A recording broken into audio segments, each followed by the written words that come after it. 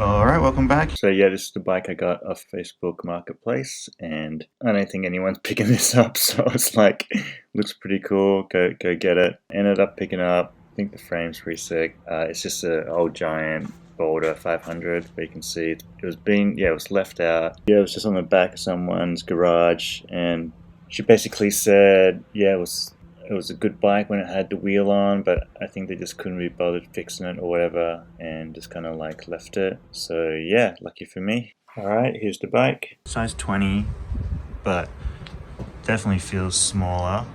So we'll see how it goes once I build it up.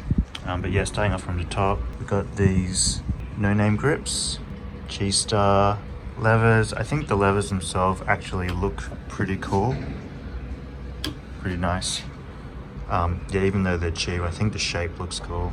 And then here, friction, or this SIS actually, shifter, mad budget ones. Look at that, look how big that is. Heavy duty though. And then here, friction on the front derailleur. And then yeah, C-Star, I think it's Chang-Star, again with the brake levers. And then no-name grips again. Bit of rusting on the top of the bars there, and then this long stem, save someone's back probably.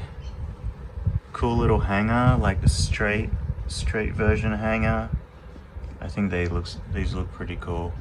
Just keep it nice and clean lines. I thought this was super interesting. I haven't seen this before, but it's kind of like a cable holder, so maybe minimizes the rub on the head tube. You can see it's made by Giant. Just Shimano brakes, cheap brakes. I don't know what versions these are, but I've taken some apart before. They're solid, they're alloy, they're not plastic, so they'll still do alright. I might switch those out though. Some graphics, force forward design. It's kind of cool. No name front wheel. It's pretty shoddy. I'm gonna change this one out. Weinman 519. Rim, but yeah, you can see it's pretty dirty. The tire, I'm not sure what the tire is. Let's see if we can find it. Yeah, it's a Kenda. But yeah, a lot of Kendas out. It's actually raining today as well, so if you see any rain coming down. Boulder 500, 1020 giant tubing. So 1020 is heavier than Chromo, but I picked it up and it didn't seem too bad. It's got these cool graphics, so I kind of like the color, and graphics is kind of like a dark green, and then it's got the blue and orange. I think that'll brighten up real good. Got this Dutech crank set. I'll definitely be changing these. These pedals actually seem pretty solid, VP. They spin pretty well for like a bike that's been kind of like just left and trashed. Front Shimano derailleur. And on the back here, it's got these horizontal dropouts. So I think that's pretty cool because it gives me the option to make this into a single speed if I want to. And then you got the derailleur hanger extender, and then just a cheap SIS derailleur, pro bottom of the line, pro solid though. And then yeah, the kickstand on this side, pretty robust kickstand. Same brakes, quick release lever. A little bit shoddy, rust on the seat post, and then the seat is like coming off. I don't know if you can see that, it came off here. And I think this is a cat eye mount. But yeah, that's basically the bike. I did test the seat post when I bought the bike, and it does move up and down, so no problems here. Yeah, here's some more of the graphics. 1020 giant custom tubing. This other graphic here, that's pretty cool as well. And then head badge. I don't know if I'm into that head badge. I might take it off. But yeah, apparently, depending on the tubing, I read a little bit about tubing. It's not like weight has a certain part to do with it, but also depends on the builder and how they use the tubing. So just because they use 1020 or 1010 or chromoly, it depends on how they build it as well, which affects kind of the weight and how it responds and everything as well. But yeah, usually general rule of thumb, chromoly is lighter. Yeah, but this is basically the bike. I'm still deciding what I'm gonna do with it, but I'm gonna take it apart first and then see how it goes. I'm gonna obviously it's missing a back wheel, so I'm gonna get some other wheels that I have that I picked up, and I'll probably put it on that after I take off the frame, take everything off the frame to see what it looks like. But yeah, here we go. Alright, here just checking on the stand. Lately I've been taking my bikes apart, just resting on the side. I find it easier for some reason. Here taking off the front wheel because I have to. I actually have a set of wheels that I got a while back. Someone donated them, and I re-greased all the bearings and stuff, so they're ready to go. And here you can just see I'm just spraying WD-40 on the areas where I think there's going to be issues. So yeah, just give it a spray, give it a soak, and then here taking off this chain. This chain's probably going to be no good, so chuck that away.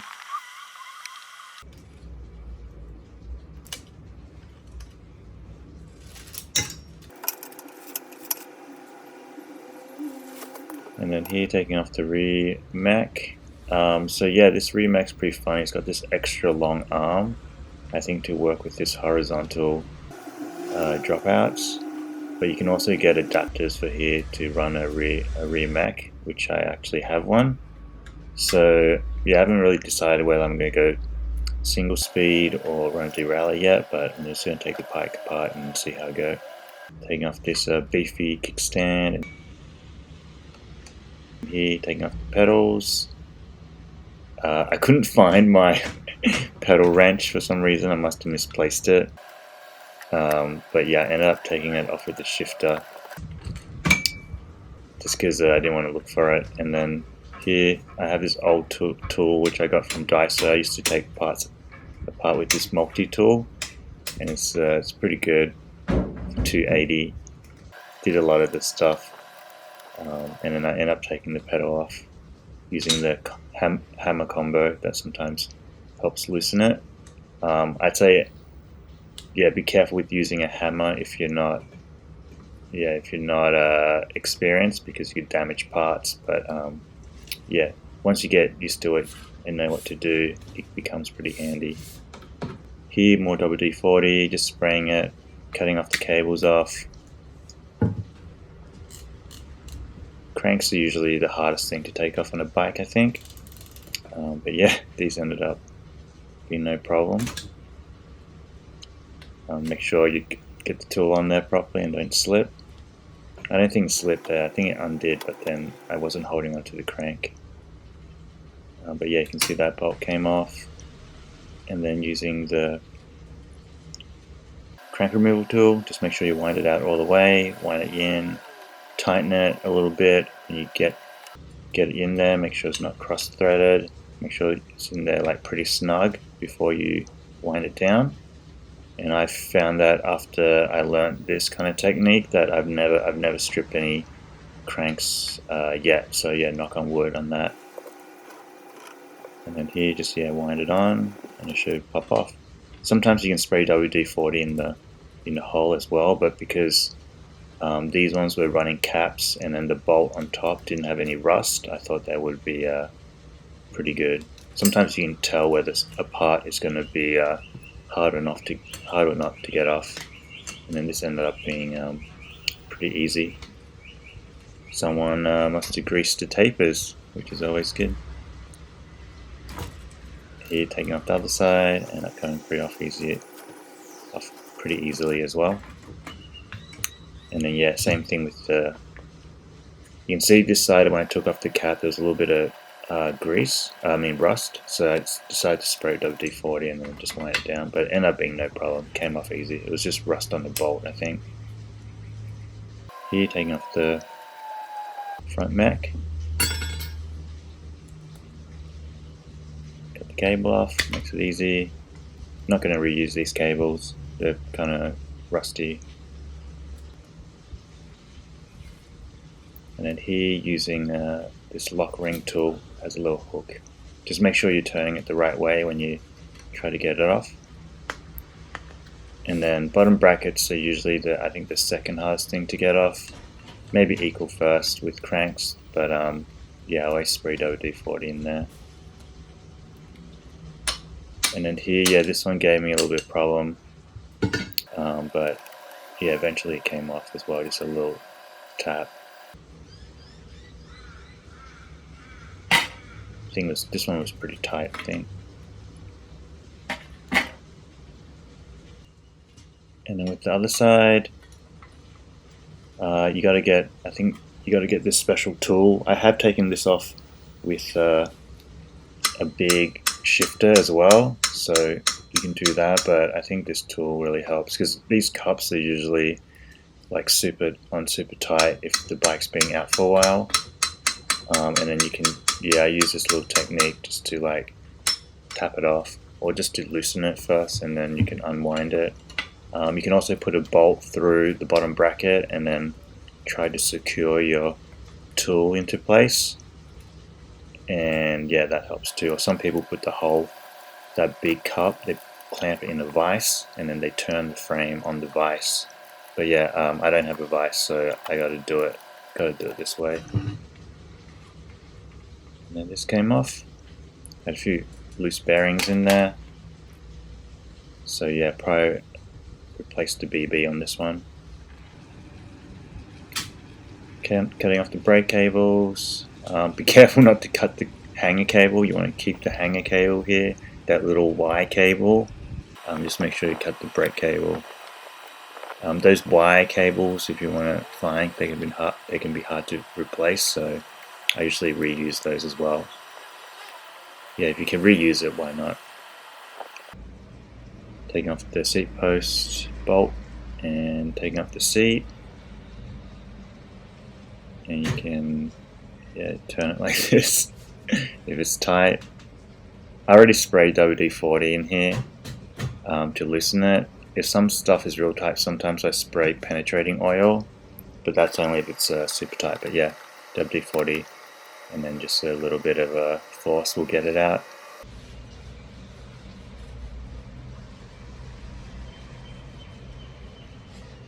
There we go. Taking the front canties off, just using an Allen key, cut the cables, take them off, unwind them anti-clockwise, pretty straightforward. Take off the reflector there, taking off the stem. Another little tip for the stem is, if it feels stuck, you can hit the top of it with a hammer as well, and then it should free it up. You can see it's a little bit tight here, so what I'm going to do is just tap that, just like that, and then it frees up the wedge inside, and then you can get it off. You should get it off pretty easy after that. Pretty rusted there. And then here, I'm not going to reuse these cables, so just chopping them off. I'd say, yeah, cable cutting tool is also really handy. It's one of the tools that I use all the time, and I'm glad I got it. So yeah, here's all the frame done, all taken apart. Things looking pretty good. It's pretty dirty, pretty rusty, but I can, clean it up now, and everything's off. There's probably not going to be any issues. The headset turned pretty well. I'm going to keep it on while I clean the bike, but I might service that later. And then here, yeah, just cleaning the bike, putting on gloves. That's another pro tip: wear gloves. That helps save your hands a little bit. And here, just using a mild soapy detergent spray, just a little bit of detergent mixed with water. Sometimes I put Dove soap in there, and that helps, but yeah, not too much to it. Just wipe it down. All the hard spots, you can put WD-40. Taking these stickers off. Again, WD-40 is going to help dissolve some of that sticky residue, and then you can just wipe it on just like this, and then wait a second. I didn't wait, but you can wait a second and it'll work better. And yeah, you can just wipe it off. And then yeah, give it with the soap spray again. Should look pretty good. Yeah, some stickers are going to be a little bit harder than others, like this one, this warning sticker on the top. I forgot what the warning said, but basically it's like, I don't know, wear a helmet or something, or yeah, I don't know, check your brakes or something like that. I don't know, I can't remember, but yeah, I don't need it on there. Yeah, it's funny how like a lot of people leave the warning stickers on a bike after they get it.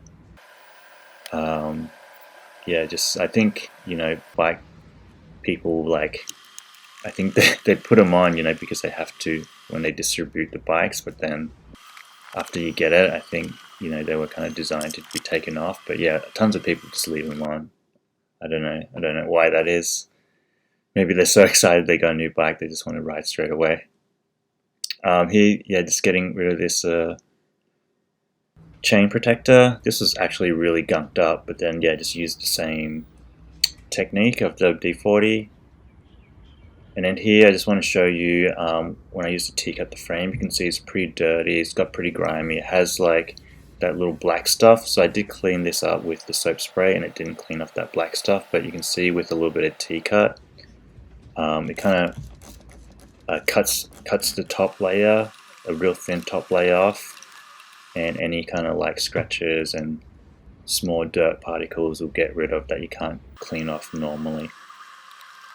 And yeah, just be careful when you go over your decals, especially if your decals are on top and not underneath the clear. You want to be careful not to take it off. It does take a little bit with the T-cut before it cuts into the decal, but yeah, it's better just to be careful just in case. And yeah, what you do is just basically put on, rub it over, spray it with clean water and a clean rag, and it should look pretty good. I end up doing the whole frame. Takes a little bit, but I think it looks real good afterwards. I did leave the Melbourne sticker on there, so that was pretty cool. I'll keep that Melbourne sticker. And yeah, I think it's looking pretty fresh.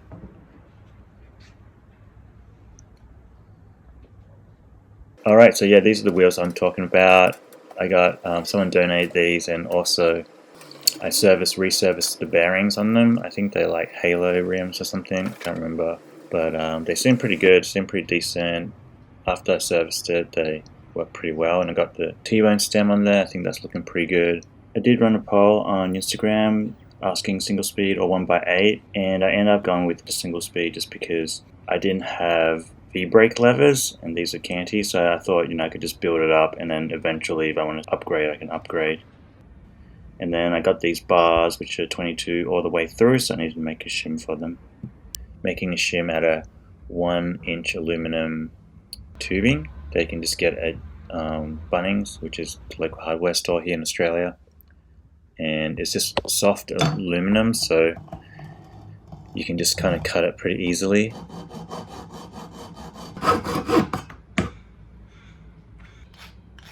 And yeah, just use a file, use a little bit of sandpaper, get off the edges, and then yeah, cut it in half. I'm sure there's better ways to do this, but I just had a hacksaw, so I ended up just yeah, roughing it a little bit.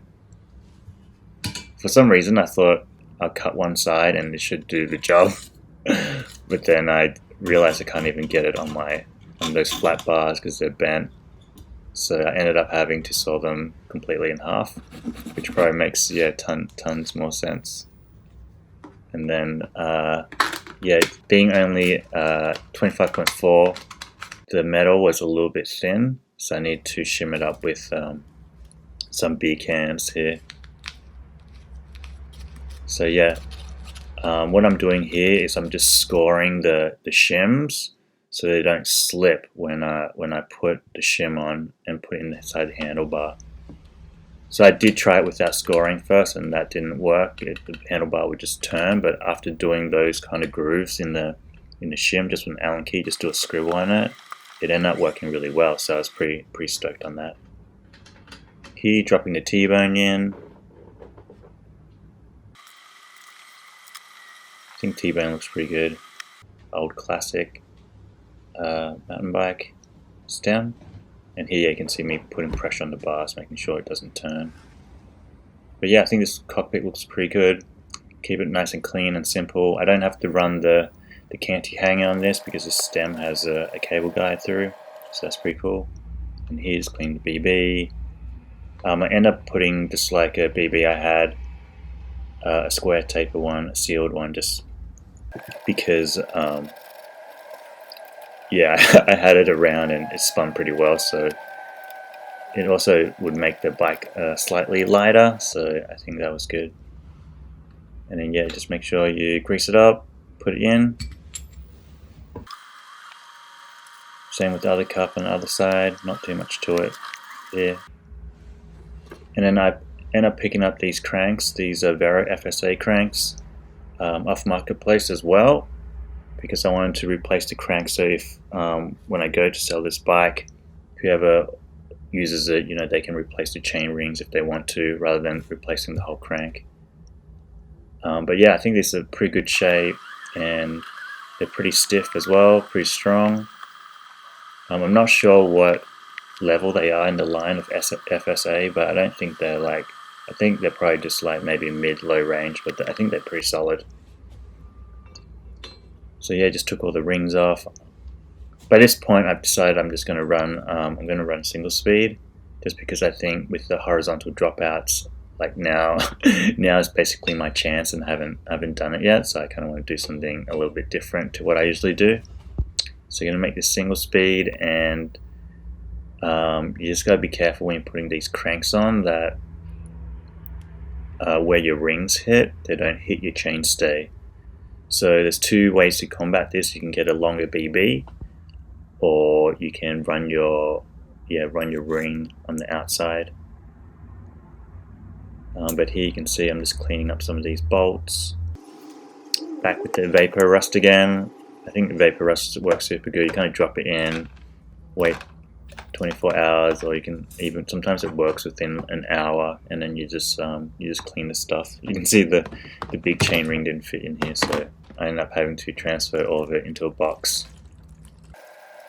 Make sure that's covered.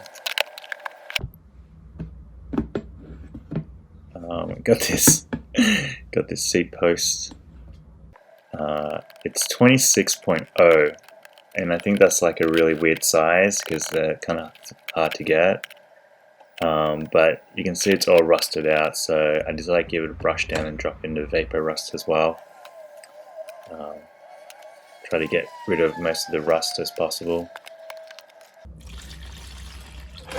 Sometimes when things are painted black, if they have rust underneath the paint, the vapor rust is going to like lift some of that paint off, because the rust is under the paint as well. You'll see right here. Once I wipe it down, you'll see. But you can see, yeah, everything turned out pretty clean, pretty sweet, I think. There's some of these black residue. What you do is you have to just wash it off and then protect it with something to make sure it doesn't flash rust again. And what I do, I just use WD-40 just to spray over again, stop from flash rusting here. Transferring all the vapor rust into my containers. You can reuse the vapor rust, and you can also sift it to make it last a little bit longer as well, get rid of all that black stuff.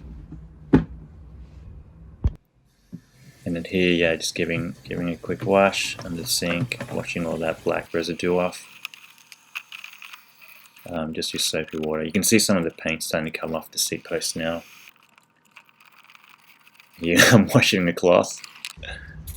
Yeah, but here, so you can see the seat posts here. All the paint's kind of come off because there was a rust underneath the paint.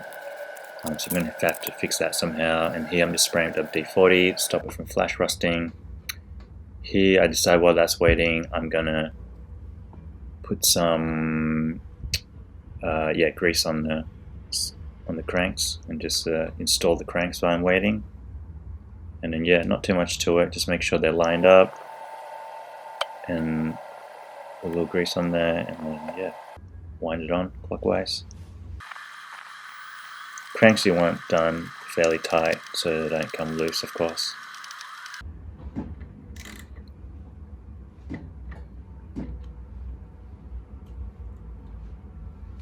I think that's looking pretty good. It's not hitting the chainstay at all. And then here, same with the drive side.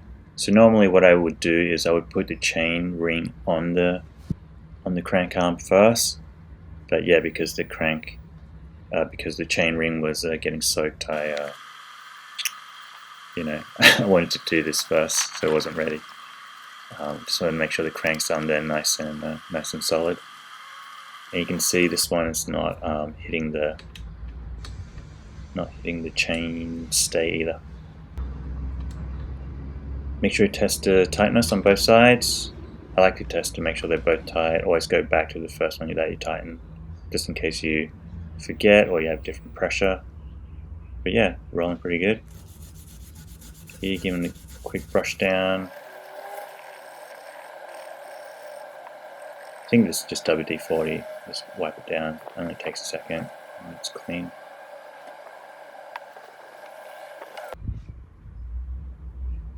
And then here, there's two positions to run this. You can either run it on the outside, or you can run it on the inside.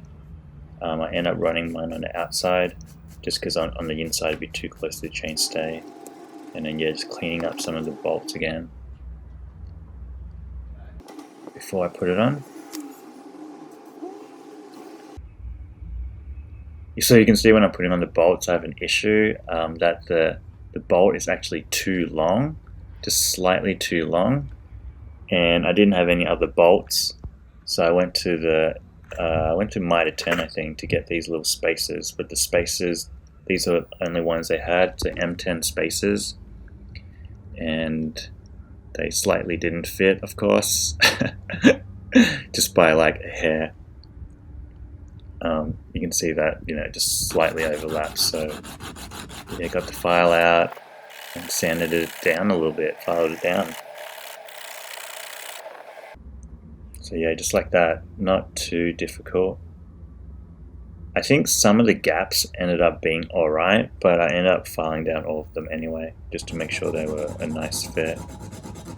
And then this is the technique, just putting the file, standing the file up and then grinding downwards, up and down. Yeah, pretty much the way that a file works is if, when you push it, it grinds, and it doesn't the other way. Someone DM'd me on Instagram to teach me that, so yeah, there you go, only goes one way. But yeah, after that the crank was done, looking pretty good. Here you can see there's a couple of rust bits still on the frame, and what you can do to kind of help stop this is use rust converter. Basically you just paint it on, and it usually turns the area that you paint on black, and then what you do after that is you just wipe it off, I think.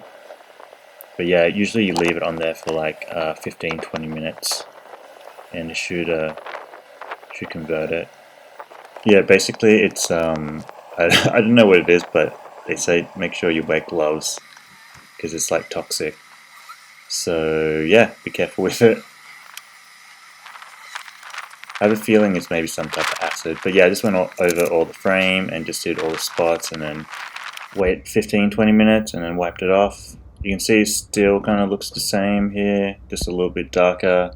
Maybe it needs more time to react, but yeah, that was it. And then here, just cleaning up the canties. I was gonna put some XT brakes on here, but I realized I didn't have any levers, so yeah, once I get some levers, I'll find I'll find a place to put those XT brakes. But yeah, just decided to keep this one pretty simple, keep the canties on there. Same evapo rust treatment here. WD-40 for the hard, stubborn areas. So you clean these white cables here, you can see looking pretty good. And then here, just taking off the levers themselves. And to take these grips, you just spray a little bit of WD-40 in the grips and they should come off. But yeah, I ended up getting the levers off pretty easily. You can see the shape is super cool, but these old, I think they're called Chain pretty much. I think it is. It says C-star on the brake levers, but I've seen the Chain brand before, and they make like other bike parts as well. But here, I was actually pretty impressed by taking these apart. You can kind of unbolt them, take the levers off, and kind of clean them up. And what's cool about this is you can kind of adjust the lever throw, and also, you know, when your levers get loose, like vertically, like up and down, you can actually use these bolts to be able to tighten it. So even some of the modern levers, they don't have this function where you can kind of fix them up or service them. So yeah, that's kind of why I really like those levers too. But yeah, I'm sure the lower end levers, they're just plastic. But yeah, I think they were designed a little bit better.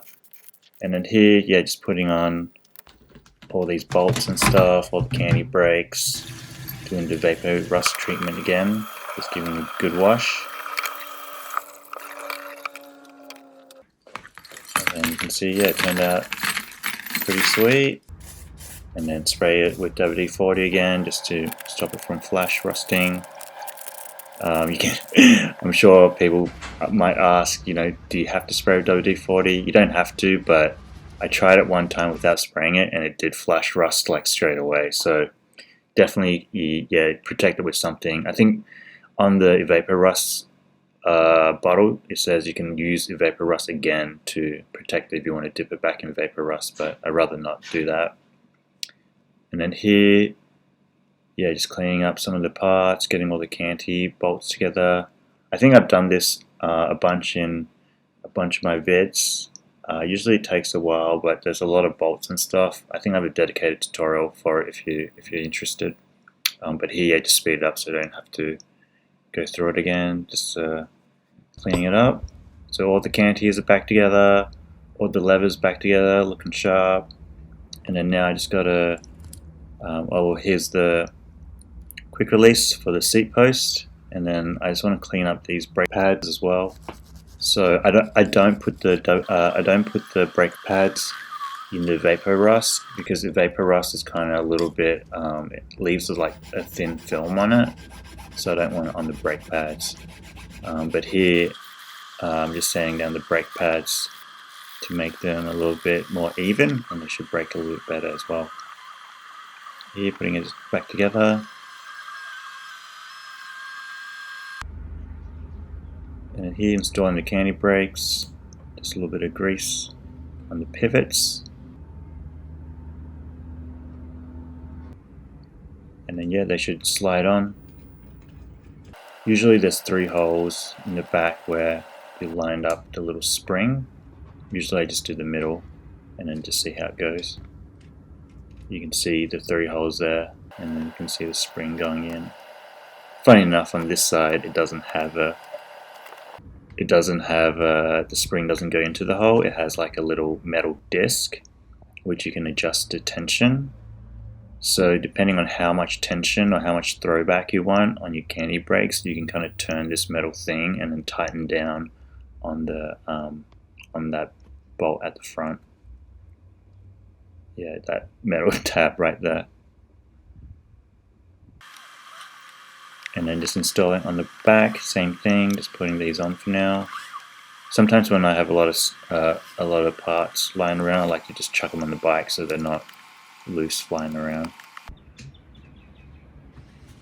Put the levers on, I think they're looking pretty good.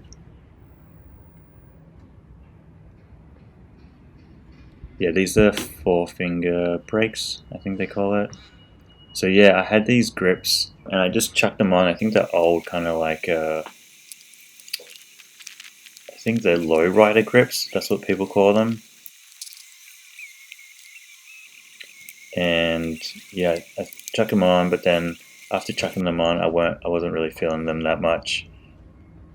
So I ended up asking a poll on Instagram again, see what people thought. Should I put these ones on or put the rubber ones on? And most people voted the rubber ones, so I ended up doing that as well. But yeah, just setting the angle of the brakes, the levers, just make sure they feel comfortable with your wrist. And yeah, things looking good. Spray a little WD-40 here just to clean it up. Quick cleaning on here. Had a little bit of gunk on there, so I just want to get it off. Quick release goes in. And then here, just cleaning up the headset a little bit. Just the headset cups. I didn't actually resurface the headset here. But here you can see I have a little bit of a bigger spacer. I didn't have a 1-inch spacer, I only had the 1/8. So I end up putting a little bit of plastic tab on here just to give it a quick fix. And I think the way that the nut pushes down on the steerer, it should end up being fine. Shouldn't loosen up or anything. I only had this small 1-inch spacer, but it wasn't tall enough. But I ended up using the 1 1/8 one.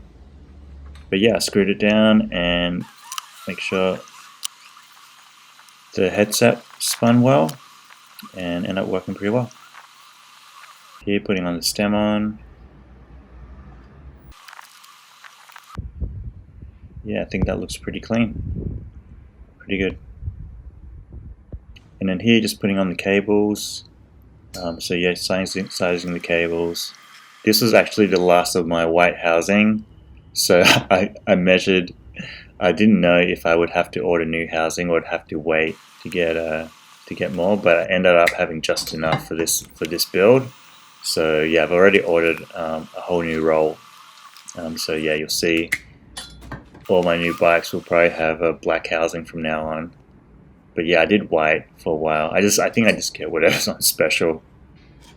But yeah, white looks cool, and then I think black also is pretty standard. But yeah, I went black this time.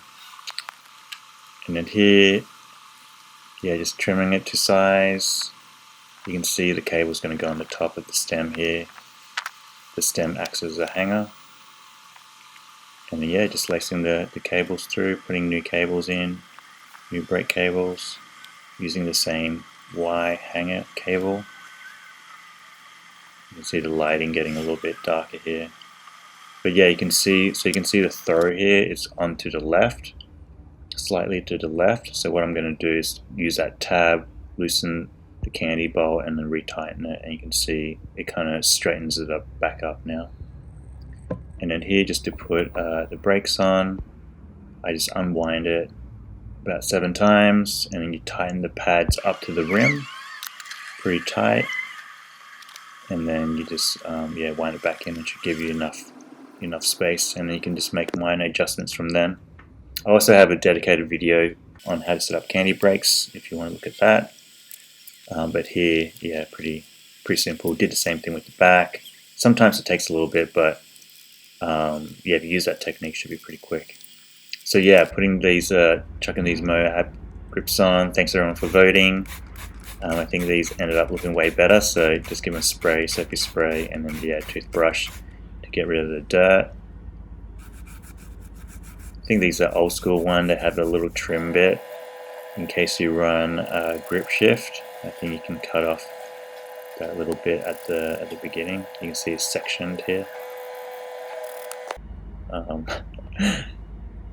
Not much to it. Give it a rinse. Looking good. And then here, taking these grips off. Taking these grips off was actually a mission. I sped it up here, but it took a while because I don't know. It doesn't have an air hole on the other end of the grip, so it took a lot of force to kind of get it out. And here, just lining up. If I put it in, I just use water here. It dries up, and they don't slip or anything. That's always worked for me, so I'm just going to keep doing it. Some people use hairspray or whatever, but yeah, I never really need to. So yeah, here's the seat post where after vapor rust, I also ran a poll where I should sand it down or just run it like this, run it raw on Instagram again. So everyone, I think more than 50% people said I should sand it back, so that's what I'm going to do. Busting out this little tool bit on the drill press, and yeah, you just kind of grind all the paint off. I also have paint stripper, but it was just easy just to do this since the paint was coming off anyway. And then yeah, basically end up looking like this. It's not perfect. The seat post itself is pitted, but you know, I did what I can. I think it still turned out pretty good. And then here, just using wet and dry, I think 600 wet and dry again. And I went with the straight, instead of using water, I used WD-40. And yeah, that's how it looks. Got the turbo saddle on there. I think it looks pretty good. I think the last thing was just to service these old pedals, VP 500s. I think I took a photo of these, and I think they were made in '98, and they spun pretty well, but one of them had a little bit of the axle had a little bit of throw on them, so I just want to give these a quick service. By quick, it took, I don't know, it took maybe an hour or two, so it wasn't really quick. But yeah, the end caps is strange because there's no way to pop them off without kind of damaging them, or I don't know anyway, but I end up just putting a screwdriver on the side and just popping them out. They are pretty tight. There's no little hole where they're designed to be popped out, but I think, yeah, if you get replacements, I would drill like a hole in there so you can like pop them out. And just using a magnet to get all the ball bearings out. That's an easy way to get everything out, you can see. So yeah, I'm going to replace all these ball bearings, but you can see one side of the bearings are clean, shiny, and then the other ones are pretty dirty, so it looks like one side must have got exposed or grinded down, and then the other side with the cap came out a lot cleaner. But yeah, I'm going to clean all this up. But yeah, if you think about it, pedals from '98. Someone also said it could be '86. I don't know if it's '98 or '86. I'm just thinking '98. But yeah, not too bad for pedals being super old, more than 20 years old, and you can still service them. Again, I think these VP 500s, they're not top of the line. I think they might be pretty low in the range, but I think they're super sturdy, super solid. And then yeah, just give it a clean. I didn't put these in vapor rust, just used WD-40 to clean it up. A little wire brush. Oh, actually, I did put. I think I put the axles in the vapor rust along with the bolts. Because they had rust on the little spindle bit, and I wanted to get that off. And then yeah, give the pedals a nice clean. Just use that nylon brush. I got that nylon brush from Daiso again. $2.80 Australian. I think that's a good deal. And you can see, yeah, looking pretty fresh. Not bad for some old pedals. I think they look pretty cool. Someone said they look like Star Wars design aesthetic. You can see the '98 or '86. I think it's '98. But yeah, I think they have pretty cool design style to them. And then I got the new bearings, got the axle. You need a 15mm, and you also need a 12mm. And then yeah, you just basically pack it up with grease, put the bearings in. It's 10 on each side. I'm just using a spoke tool with a magnet on the end. And then yeah, put the axle in, make sure you don't push any bearings within the cylinder. And then there's this little washer cap you put on, tighten on with the 15. And then the top one you tighten on with the 12. So you just gotta size it up, make sure it spins well without any play in it. And then this might take you a little bit, but eventually yeah, you'll get there. So yeah, basically you want it spinning smooth without any play. And then put the cap back on. And that's it. And yeah, it did exactly the same thing with the other pedal.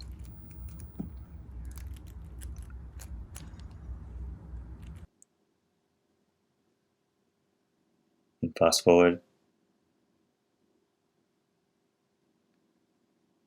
And yeah, that was done. This one spins good too. And then yeah, just putting the pedals on here. A little bit of grease goes a long way. And then I end up finding my pedal wrench now. It was in a bag somewhere.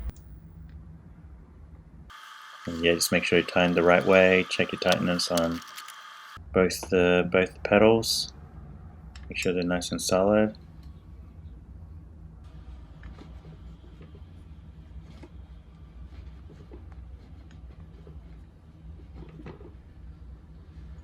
It's looking pretty good.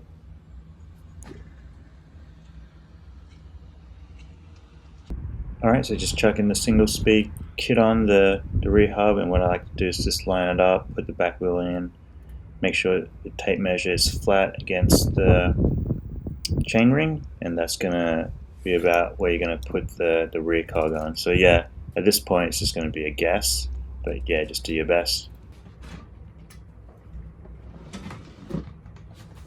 So yeah, basically you just need this tool which helps screw it onto your hub, and then yeah, it comes with a little cog and then all the spacers as well, and then you just chuck it on there. Yeah, don't forget to take the quick release skewer off, and then yeah, try and just gauge it in where you marked it.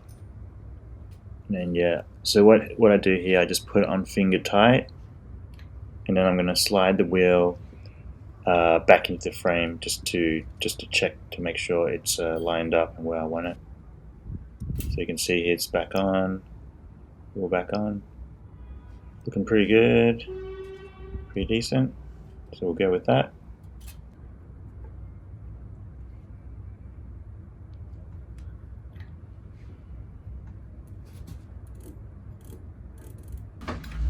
Alright, just chucking the chain on, so just line it up, and then what we're going to do is resize it.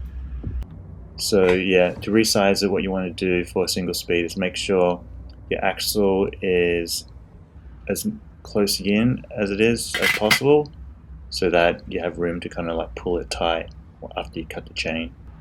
So you can see that's kind of how I sized it.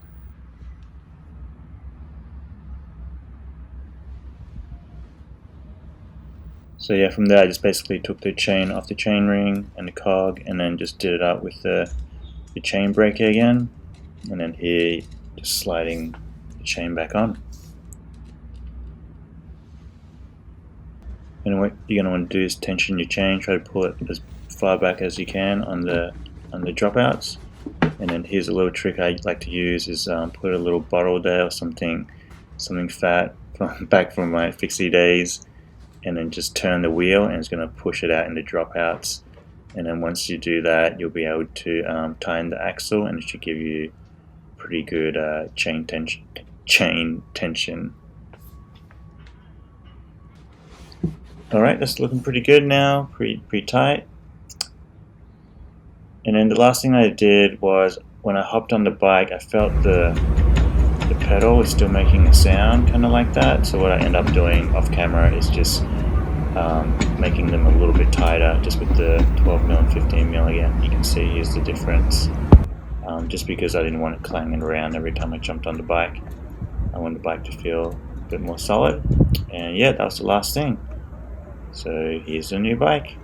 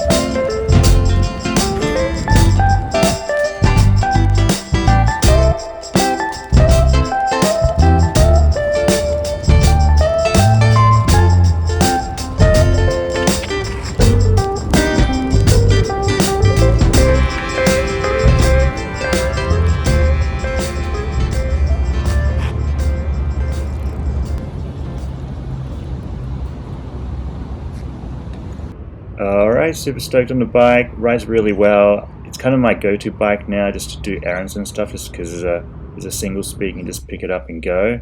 And not too bad on hills either. You can the long stem really helps in leaning over the front wheel, and you can just get up pretty easily. So yeah, I'm running 42/18, so it's pretty good. And yeah, not too much to it. Feels light, kind of feels a little bit of fixed ski, but you can cruise and can go off-road. Just kind of like handy bike to have all around. Yeah, if you've never ridden a single speed before or thinking about it, I recommend giving it a try. It's pretty fun. Shout out to the people that bought stickers, merch, donated, or supported me in any way. Shout out to you for making it this far. I do have some new stickers coming soon, so yeah, keep an eye out for that. And yeah, let me know what you think of the bike. As always, thanks for watching, and catch you next one. Peace.